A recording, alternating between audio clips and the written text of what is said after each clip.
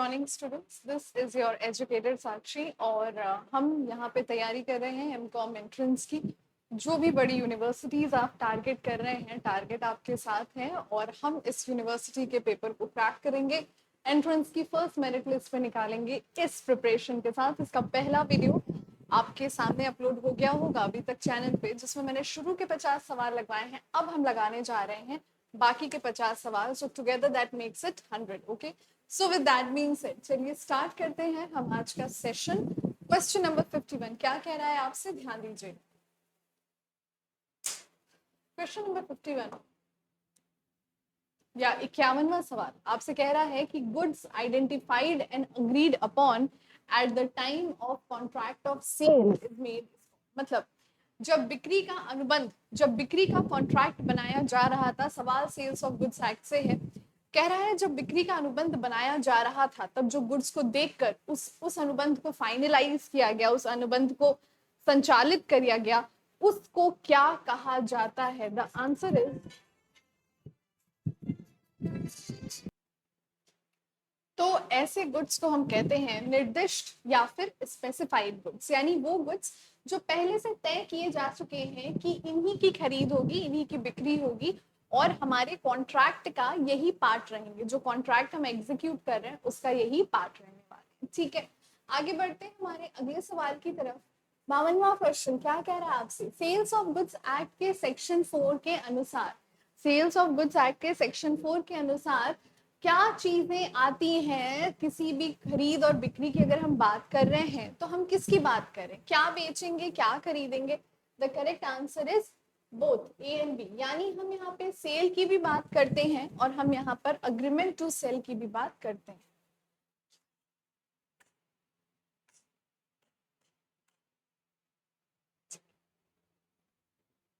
आगे बढ़ते हैं, हमारा 53वां सवाल देखेंगे जरा मेरे साथ। उसको बंद कर दीजिए क्रिस्टी। एज पर section 4 subsection 2 sales of goods act contract of sale क्या होता है? मतलब माल विक्रय अधिनियम की धारा 4 और उसकी सब धारा 2 के तहत विक्रय अनुबंध निम्न में से कितने प्रकार के हो सकते हैं? विक्रय के अनुबंध दोनों ही प्रकार के हो सकते हैं।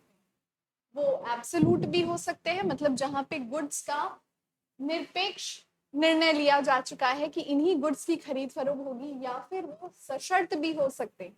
सशर्त होने का क्या मतलब है कि उनमें कुछ शर्तें हो सकती हैं जिनके आधार पे क्या गुड्स खरीदने हैं, क्या बेचने हैं, ये डिसाइड किया जा सकता है।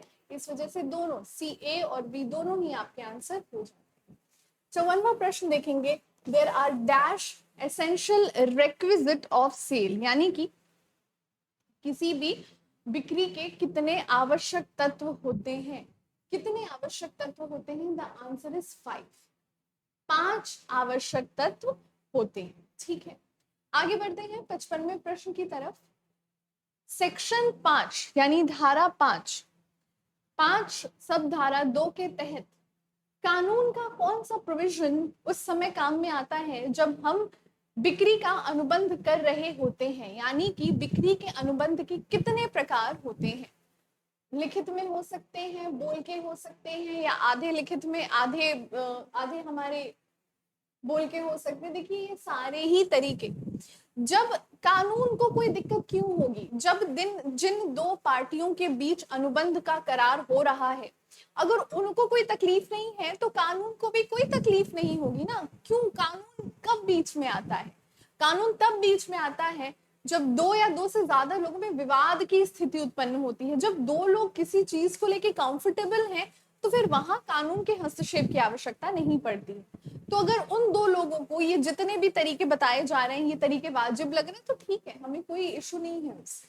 56वां प्रश्न देखेंगे। देखिए 56वां प्रश्न आपसे कह रहा है सेक्शन 12 के तहत बिक्री का अधिनियम जो होता है वो किसको डील करता है, क्या चीजों में आता है? इसमें शर्तें और वारंटी, यानी कि कंडीशंस और वारंटी दोनों ही चीजें आती हैं। इस वजह से इस अनुबंध में हम दोनों चीजों को देखते हैं। दोनों चीजों के ऊपर कानून ने अलग अलग प्रावधान दिए हैं, अलग अलग संविधानों को बताया है, उनको पढ़ते हैं, उनको स्टडी करते हैं और उसके बेसिस पे जो केसेस होते हैं उनकी सोल्यूशन, उनको सॉल्व किया जाता है।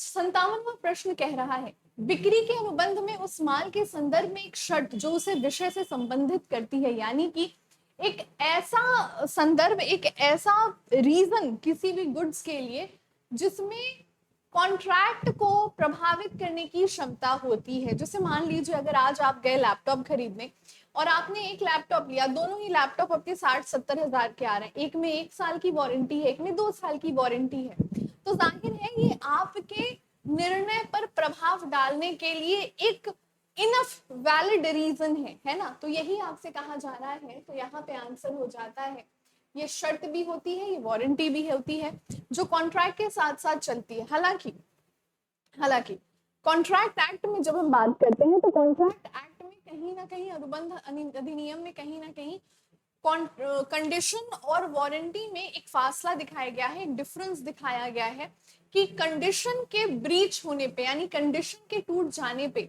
अनुबंध का टूटना मान लिया जाता है, जबकि अगर वारंटी टूटती है, वारंटी इज वारंटी, तो वारंटी टूटती है तो उससे अनुबंध नहीं टूटता है, बस जिस पार्टी का वारंटी टूटने के कारण लॉस हुआ है वो पार्टी लॉसेस को रिकवर करने के लिए क्या हो जाती है, वो पार्टी लॉसेस को रिकवर करने के लिए लाइबल हो जाती है।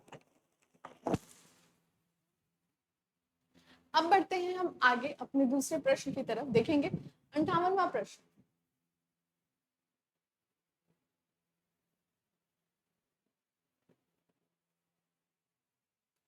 नेगोशिएबल इंस्ट्रूमेंट की तरफ अब हम चल चुके हैं और अब जो हमें प्रश्न देखने मिलेंगे वो नेगोशिएबल इंस्ट्रूमेंट से लिए जा रहे हैं। आइए देखिए प्रश्न क्या कह रहे हैं। प्रश्न आपसे कह रहा है कि इनमें से क्या नेगोशिएबल इंस्ट्रूमेंट का एक कैरेक्टरिस्टिक होता है, मतलब एक फीचर होता है।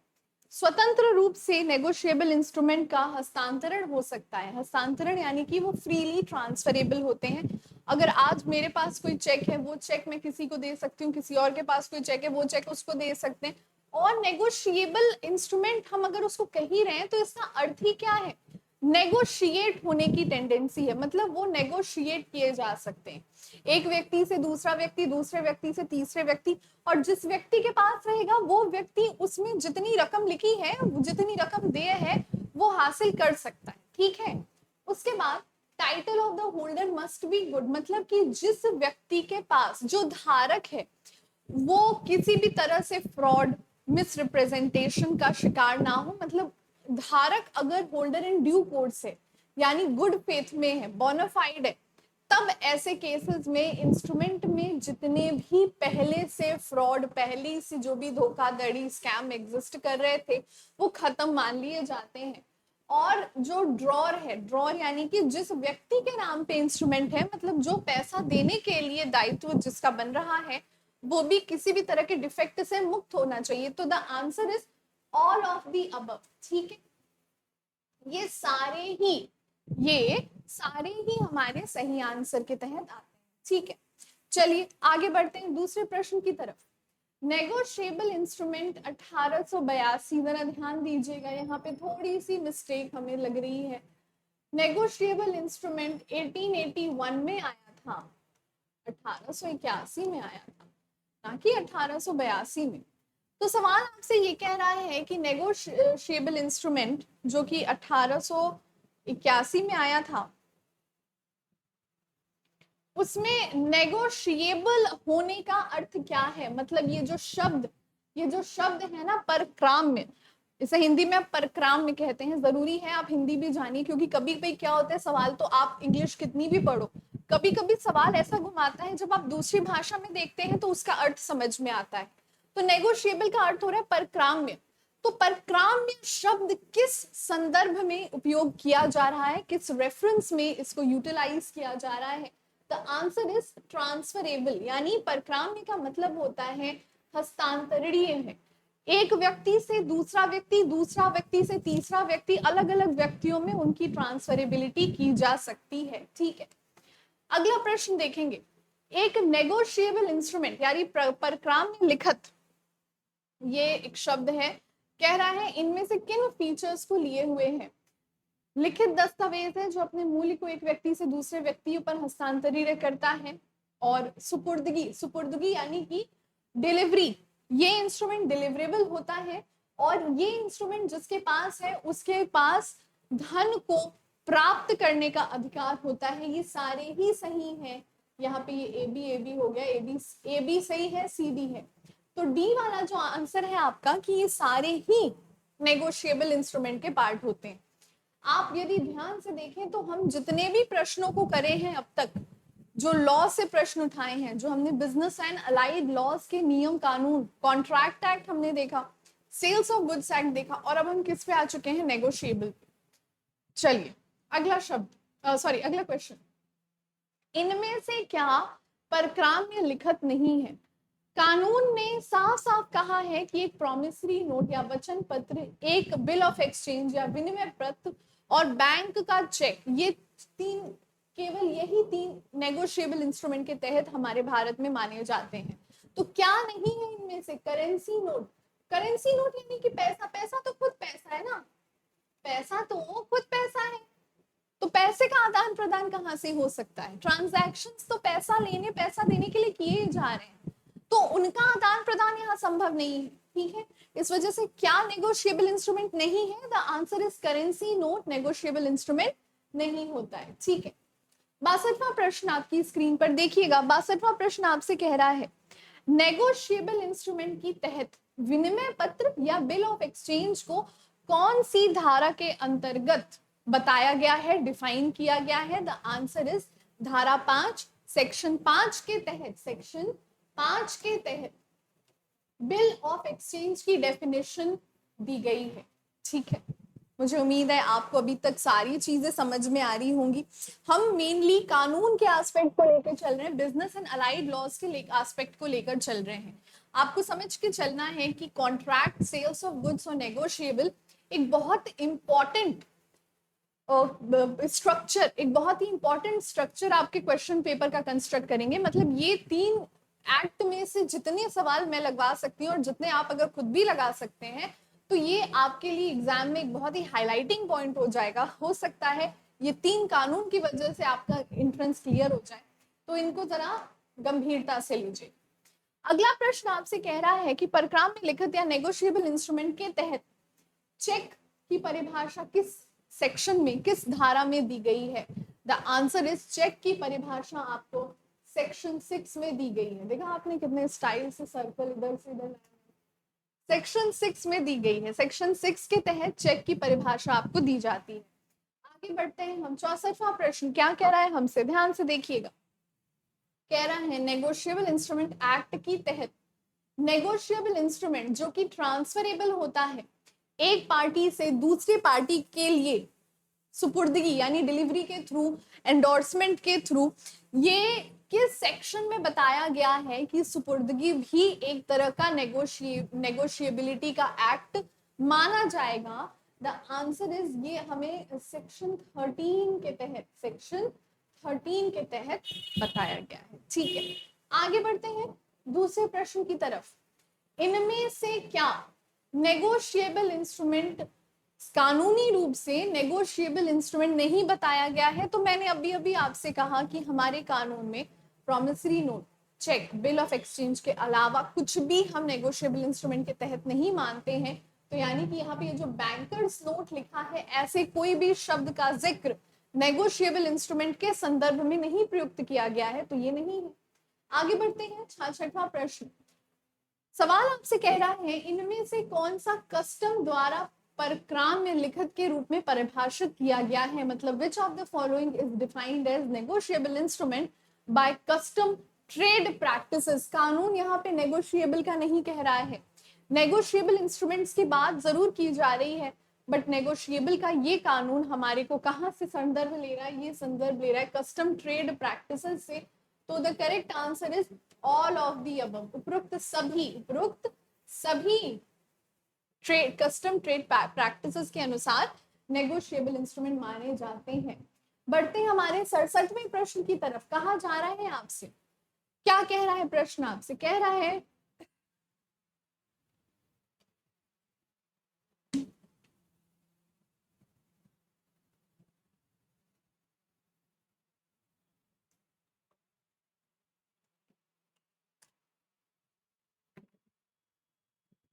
परक्राम या लिखित परक्राम लिखित अधिनियम के अनुसार वचन पत्र क्या है, प्रॉमिसरी नोट क्या होता है, बताएं। भुगतानकर्ता निर्माता द्वारा लिखित और हस्तरक्षित एक दस्तावेज, यानी कि पेयर या मेकर जो होता है उस डॉक्यूमेंट का, उसने साइन किया हो, उसका सिग्नेचर हो। डेफिनेटली उसका सिग्नेचर बहुत ज्यादा मायने रखता है, क्योंकि सिग्नेचर उसकी पहचान है कि वो इस डॉक्यूमेंट को देख रहा है, सुन रहा है, और वो इस डॉक्यूमेंट पे अपने होशो हवास में अपना साइन कर रहा है। दूसरा कह रहा है अनकंडीशनल अंडरटेकिंग, यानी जिसमें वचनबद्धता के साथ, जिसमें बिना वचनबद्धता और बिना शर्त के उस डॉक्यूमेंट को तैयार किया गया है। कुछ एक डेफिनेट अमाउंट है, मतलब एक निश्चित अमाउंट है पैसे का जो उनको देना है, या उपयुक्त सभी। भाई जाहिर सी बात है, ये सारा ही जो हम पढ़ रहे हैं ये सब परक्राम में लिखित या नेगोशिएबल इंस्ट्रूमेंट के तहत फीचर में आता है। तो द करेक्ट आंसर इज उपयुक्त सभी, ऑल ऑफ दी अब। आगे बढ़ते हैं, अगला प्रश्न हमसे कह रहा है प्रॉमिसरी नोट किसके द्वारा बनाया जाता है। अच्छा प्रश्न है, कंफ्यूज कर सकता है ये प्रश्न, अगर एग्जाम में आएगा कंफ्यूजिंग हो सकता है। कह रहे प्रॉमिसरी नोट किसके द्वारा बनाया जाता है। प्रॉमिसरी नोट में पहला शब्द ही क्या होता है, मैं वचन देता हूं या मैं वचन देती हूं। तो वचन जाहिर है कौन दे रहा होगा, जिसने पैसा ले रखा होगा और जिसको पैसा लौटाना होगा, यानी जो आपका डेटर है, जो आपका देनदार है। तो बी वाला हमारा आंसर होता है। 69वां सवाल क्या कह रहा है आपसे, जब भुगतान विनिमय पत्र के माध्यम से तत्काल किया जाता हो, मतलब ऐसे बिल का पेमेंट जो बिल ऑफ एक्सचेंज तुरंत किया जा रहा है, देखते ही किया जा रहा है, ऐसे बिल को हम कहते हैं साइट बिल। यानी इसमें ग्रेस डेज, मुझे उम्मीद है आप लोगों को ग्रेस डेज का कंसेप्ट याद होगा। बीकॉम आपको मैंने तो नहीं पढ़ाया था, फिर भी ग्रेस डेज का कंसेप्ट वो होता है जहां पे हम 3 दिन बिल की परिपक्वता, यानी बिल की मेच्योरिटी होने के बाद 3 दिन का समय ग्रेस डेज के लिए दिया जाता है। एक तरह से मानव अधिकार के बेसिस पे हम देखें, मानवता के बेसिस पे देखें, तो सामने वाले को ये 3 दिन एक क्या कहते हैं उसको, काउंट डाउन की तरह होते हैं, एक अल्टीमेटम की तरह होते हैं कि अब तुम पैसे का बंदोबस्त कर लो, ठीक है। तो ये ऐसे में साइट बिल कहा जाता है। 70वां प्रश्न हमसे कह रहा है कि अच्छा वो तो डेटर ने तैयार कर दिया, मगर आपका बिल ऑफ एक्सचेंज कौन तैयार करता है। The answer is bill of exchange हमारा जो क्रेडिटर होता है वो तैयार करता है, मतलब जिसने कर्ज दे दिया है, जिसने कर्ज सामने वाले देनदार को दिया है, यानी जो ऋणदाता होता है वो तैयार करता है, ठीक है, कि 3 महीने बाद 6 महीने बाद आप इस बिल को देंगे। पढ़ते हैं हम हमारा 71वां प्रश्न, बहुत अच्छा प्रश्न है, थोड़ा सा टेक्निकल हो रहा है, नेगोशिएबल इंस्ट्रूमेंट पर ही हम चल रहे हैं, मगर प्रश्न जो है हमारा टेक्निकल हो रहा है। सवाल हमसे क्या कह रहा है देखिएगा, बिल ऑफ एक्सचेंज को जब पार्ट्स में तैयार किया जाता है, मतलब बिल ऑफ एक्सचेंज को जब अलग अलग भागों में तैयार किया जाता है तो उसको क्या कहा जाता है। द आंसर इज, जब बिल ऑफ एक्सचेंज अलग अलग भाग में तैयार करते हैं, हो सकता है, और ऐसा ऐसा कब होता है, पहले मैं आपको आंसर बता दूं इसका, उसे हम कहते हैं एक सेट में बिल को निकालना या बिल्स इन सेट। अब जरा मैं आपको बता दूं ऐसा होता कब है, देखिए ध्यान से समझिएगा इसको। मान लीजिए आप खरीदार हैं और जो बिक्री कर रहा है आपके घर के आसपास वाले कोई सेलर है। जनरली ऐसा होता है हमारे साथ कि एक सेलर होते हैं, तो उनसे हमारी बहुत अच्छी जान पहचान हो जाती है, बहुत समय से हमारे घर में उन्हीं के यहाँ से सामान आ रहा होता है, तो लेनदारी देनदारी में उधारी भी फिर चलने लगती है। और जब उधारी चलने लगती है तो पता है क्या होता है, कभी कभी हमारे वो खाता खोल देते हैं, अकाउंट चलता है उनके में, महीने के एंड में, महीने की शुरुआत में पिछले महीने का खाता बंद कर देते हैं। जनरली ऐसे पेमेंट के लिए हम बिल इन सेट ड्रॉ करते हैं, मतलब एक ही व्यक्ति से हमारे कई पेमेंट्स बकाया हैं, तो हम एक बिल ऑफ एक्सचेंज ना ड्रॉ करके अलग अलग बिल ऑफ एक्सचेंज ड्रॉ कर देते हैं जो अलग अलग दिनों पे मैच्योर हो रहे हैं। इससे क्या होता है, जो पैसा लौटा रहा है उसके ऊपर थोड़ा प्रेशर कम रहता है। भी 25,000 की अगर पेमेंट बाकी है, 5 की एक कर दी, 10 की एक कर दी, 10 की एक कर दी, तो 25,000 एक बार में ना कम होके वो कुछ कुछ दिनों के गैप पे जाते हैं ऐसे बिल्स को। तो 3 बिल्स ड्रॉ होंगे मेरे इस एग्जाम्पल में, तो ऐसे बिल्स को हम कहते हैं बिल्स इन सेट, ठीक है। चलिए आगे बढ़ते हैं अगले प्रश्न की तरफ। 72वां प्रश्न आपसे क्या कह रहा है, डैश इज अ बिल, मतलब ऐसा कौन सा बिल है जो डैश दिया गया है आपने उसमें आंसर बताना है। सवाल आपसे कह रहा है ऐसा कौन सा बिल होता है जिस बिल के तहत जो डॉक्यूमेंट होते हैं, जो डॉक्यूमेंट है टाइटल ऑफ गुड्स के और अन्य जो डॉक्यूमेंट अटैच किए जाते हैं, किस बिल में ऐसे बिल को दिया जाता है? ऐसे बिल्स को जहां पे डॉक्यूमेंट्स अटैच किए जा रहे हैं, यानी दस्तावेज जहां पे अटैच किए जा रहे हैं, इनको हम कहते हैं डॉक्यूमेंट्री बिल। यानी यहाँ पे केवल ऑफ बिल ऑफ एक्सचेंज से ही आपका काम नहीं चलेगा। यहाँ पे आपने उन दस्तावेजों को भी बिल के साथ अटैच करके देने हैं जो उस ट्रांजैक्शन का साक्ष्य है, मतलब उस ट्रांजैक्शन का होना या ना होना दिखाते हैं। ठीक है, तो ऐसे को हम क्या कहते हैं? डॉक्यूमेंट्री बिल या दस्तावेजी बिल। बहुत ही अच्छा प्रश्न है और इस लेवल का प्रश्न मुझे आता दिख रहा है एमकॉम के एग्जाम में, अगर आप बड़ी यूनिवर्सिटीज का टारगेट करके चल रहे हैं। आईटी एक्ट, अच्छा आईटी एक्ट देख के कंफ्यूज ना होइएगा आप लोग, ये इनकम टैक्स एक्ट है। भाई कॉमर्स वाले जो स्टूडेंट्स होते हैं आईटी को शॉर्ट, इनकम टैक्स को शॉर्ट में आईटी कहते हैं। जनरली जब हम आईटी शब्द को रेफर करते हैं तो ये इंफॉर्मेशन टेक्नोलॉजी एक्ट से ही रेफर करता है। तो सवाल आपसे कह रहा है कि आईटी एक्ट जो 2000 में पारित किया गया था, ये जमीनी हकीकत पे कब आया, मतलब इसको संविधान द्वारा कब लागू किया गया? तो वो दिन था 17 अक्टूबर का, साल था 2000 का। तो हमारा आंसर है यहाँ पे पहला वाला ही सही आंसर है, 17 अक्टूबर 2000 को इस एक्ट को आईटी में फिर से बता दूं आपको, यहाँ पे ये क्या हो रहा है भाई, पेन क्यों नहीं चल रहा मेरा? यहाँ पे आईटी का मतलब किससे है? यहाँ पे आईटी का अर्थ इंफॉर्मेशन टेक्नोलॉजी से है। और क्या एक बात बोली मैंने कि बिल्कुल भी इसको इनकम टैक्स से कंफ्यूज ना करिएगा, क्योंकि इंफॉर्मेशन टेक्नोलॉजी का एक्ट 2000 में आया, जबकि इनकम टैक्स का एक्ट इससे काफी पहले आ चुका था, लगभग 39 साल पहले, 1960 में। ठीक है, शॉर्ट में मैंने भी, जब मेरा भी ग्रेजुएशन था तो हम भी इनकम टैक्स को आईटी करके रेफर करते थे। इधर आप कंफ्यूज मत होइएगा, कभी भी सवाल आपको आईटी कह के नहीं देगा, सवाल आपको वो इनकम टैक्स ही कह के देगा। अगर केवल आईटी का बात हो रहा है तो आपने क्या समझ जाना है कि इंफॉर्मेशन टेक्नोलॉजी की बात कर रहे हैं। अन्य प्रश्न पे चलते हैं। बहुत अच्छा प्रश्न लेवल है प्रश्न का। अगर ऐसे प्रश्न हैं, अगर ऐसे प्रश्न आपके, अरे यार ये क्या हो रहा है,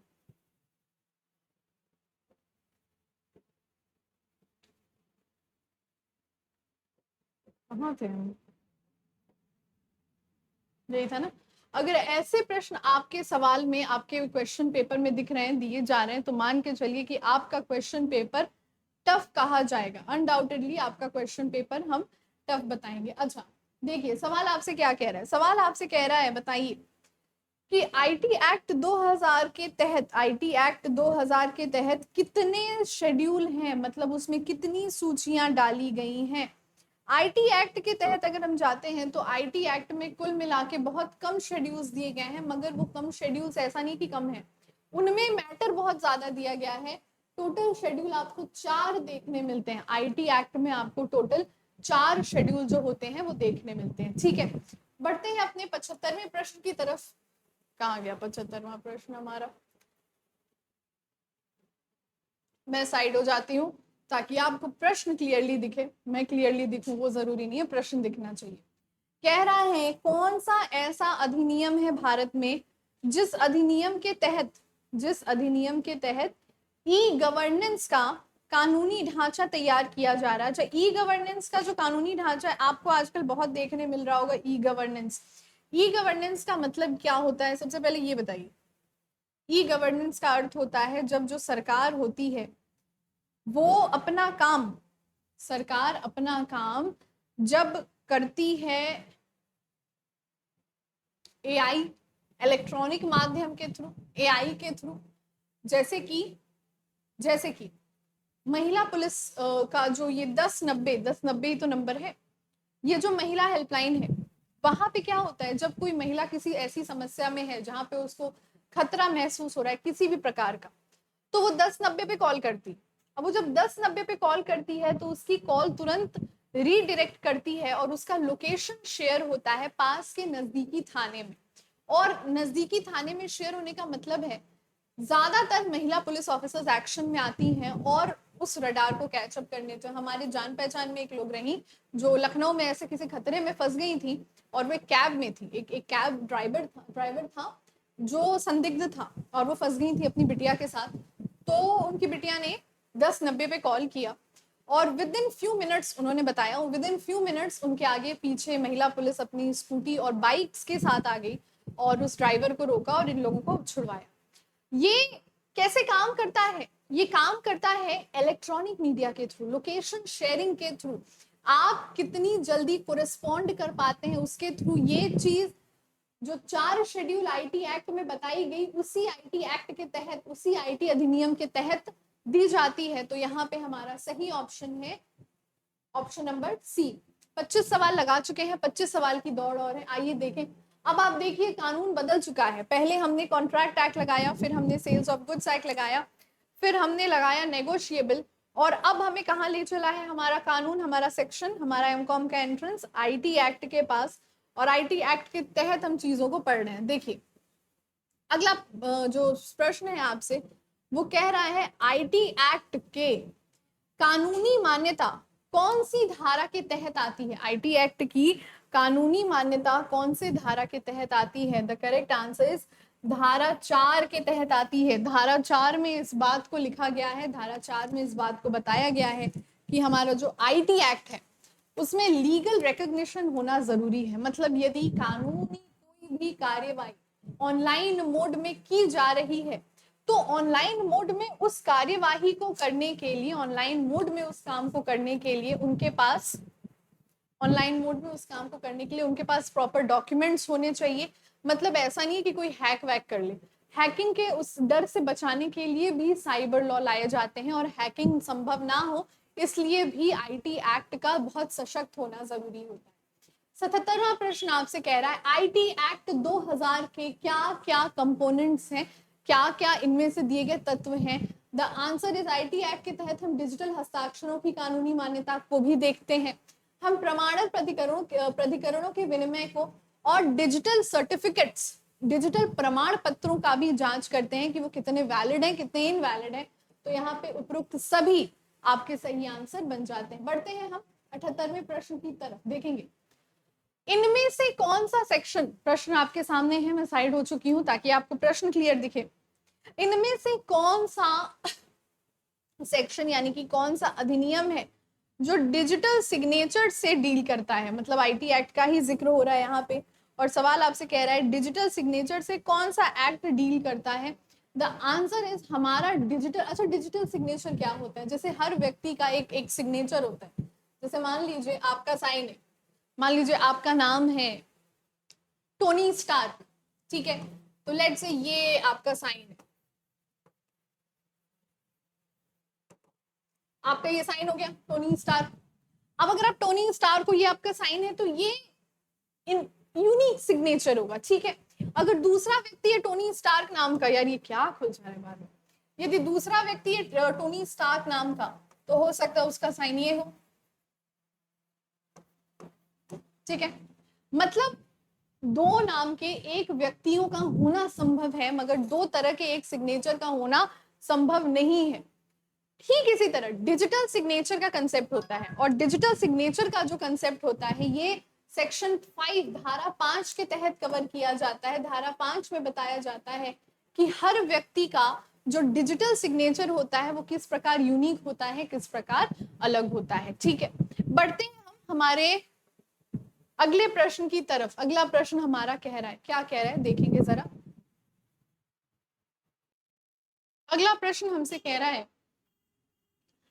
कौन सी धारा के तहत सरकार और उसकी एजेंसियां इलेक्ट्रॉनिक रिकॉर्ड और डिजिटल हस्ताक्षर को मेंटेन करती हैं, उपयोग से संबंधित रखती हैं? भाई वो धारा होती है सेक्शन 6 की धारा जिसके तहत आप किस तरह से किसी व्यक्ति के डिजिटल सिग्नेचर को प्रिजर्व कर रहे हैं, किस तरह से उसके डिजिटल सिग्नेचर को रख रहे हैं, ये जानकारियां दी जाती हैं। तो ये हमारा किसके तहत आता है, ये आता है हमारा सेक्शन 6 के तहत। ठीक है, सेक्शन 6 में डिजिटल सिग्नेचर को रखना, डिजिटल सिग्नेचर को मेंटेन करने के मापदंडों के बारे में पढ़ना लिखना और किस तरह से उनकी सत्यता का प्रमाण करना है, ये बताया जाता है।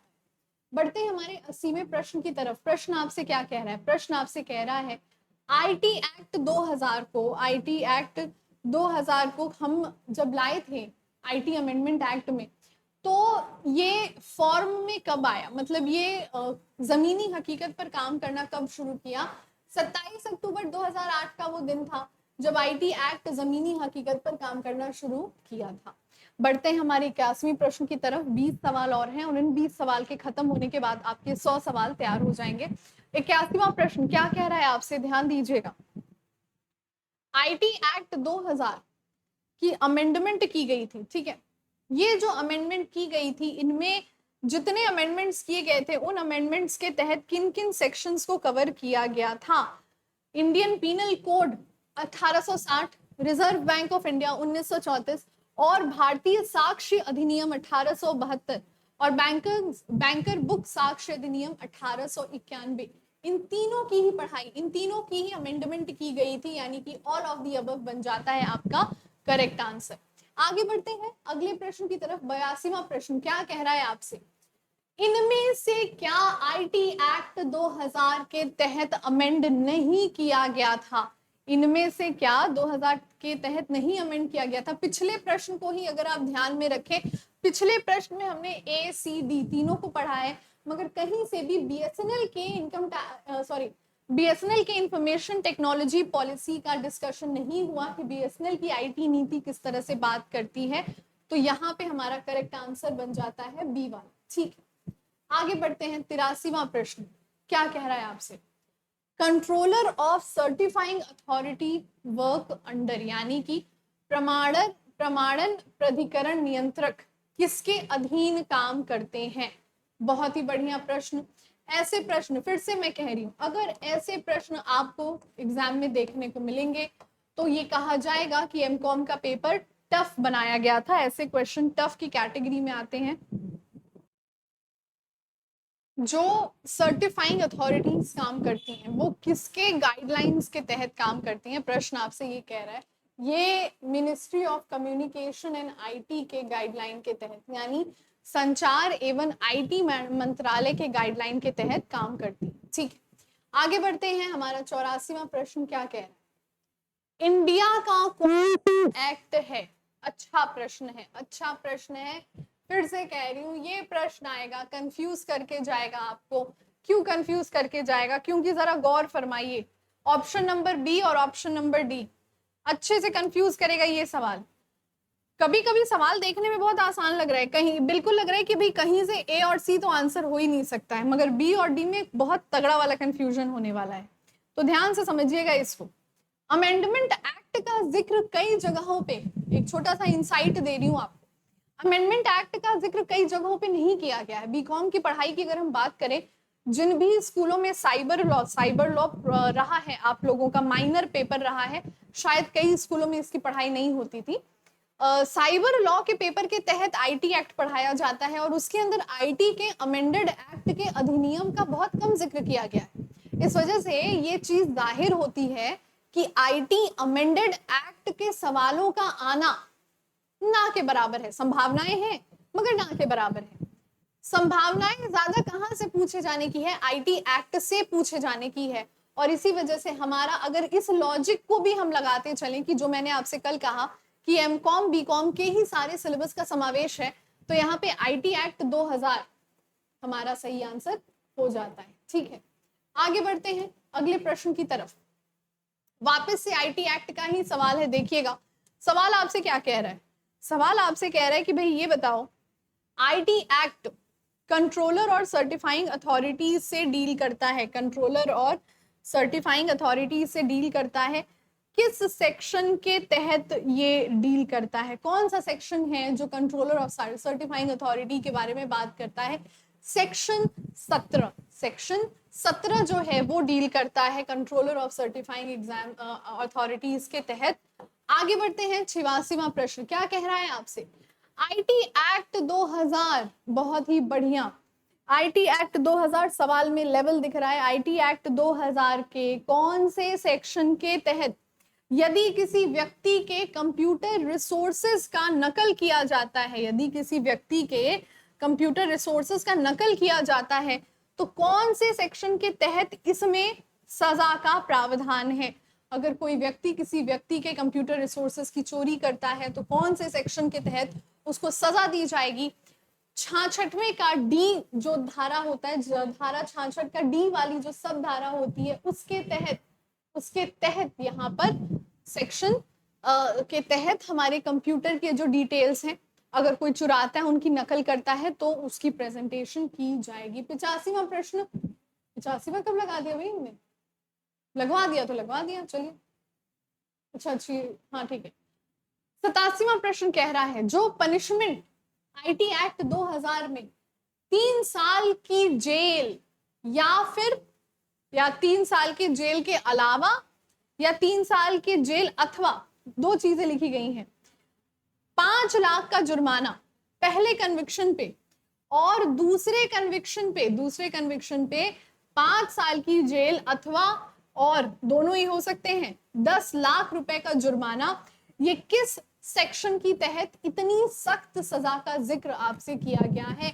सेक्शन 67, 67वां सेक्शन बात करता है कि यदि कोई व्यक्ति इंपर्सोनेशन करता है पहली दफा में, उसको हम 5 साल का जेल करते हैं, पहली दफा में उसको 5 साल की जेल और पेनल्टी 5 लाख, 3 साल की जेल, और पेनल्टी 5 लाख की लग भी सकती है, नहीं भी लग सकती है। दूसरे में क्या कहा गया है कि 5 साल की जेल के अलावा उसकी जो पेनल्टी है वो 10 लाख रुपए तक भेजी जा सकती है। ये जिक्र आपसे किया गया है सेक्शन नंबर 67 के तहत। ठीक है, आगे बढ़ते हैं हम हमारे अगले प्रश्न की तरफ।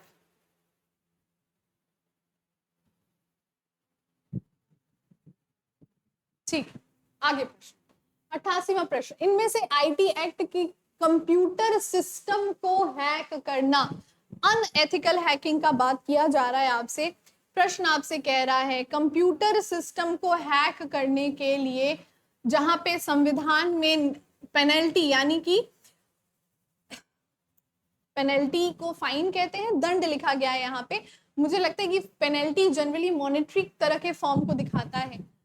पिछले मैंने आपको बताया कि वो 67वां था, ये आपका 66वां है। 66वें अधिनियम के तहत यदि कोई व्यक्ति कंप्यूटर को अनएथिकल तरीके से हैक करता है तो उसको सजा का प्रावधान है। बढ़ते हैं हमारे 89वें प्रश्न की तरफ।